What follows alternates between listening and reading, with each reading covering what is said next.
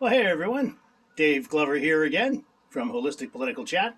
Just a reminder that we are just days away from the Ontario election. If you haven't already voted in the advanced polls, you can do so. If you live here in Cobourg, for instance, where I live, you can head on over to the Northumberland Mall and go in there and vote in the advanced polls. As I say, we are just days away.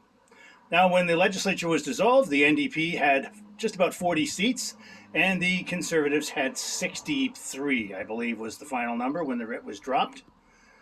That means the NDP are already pretty close to getting where they need to be in order to form the next government. So I want to urge voters out there, if you live in an NDP riding where the incumbent is already an NDP candidate, then I would urge you to vote for that incumbent.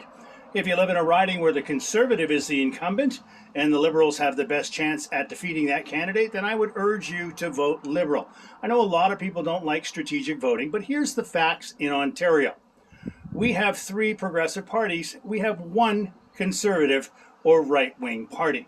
So that means that if you are a progressive voter or you're a progressive voter, then you have three choices.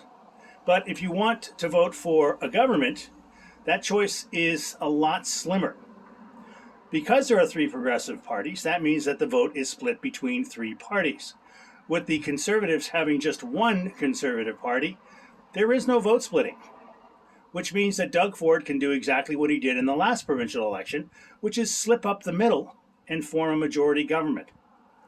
If you don't want to continue to pay higher prices when you go to visit the doctor, if you would rather see more public funding in public health care and education, then the choice is pretty clear. Voting for Doug Ford this time around is just going to mean more privatization of healthcare, more privatization of education, and more privatization of all the public services that we here in Ontario have come to enjoy. The choice is yours. It's your vote.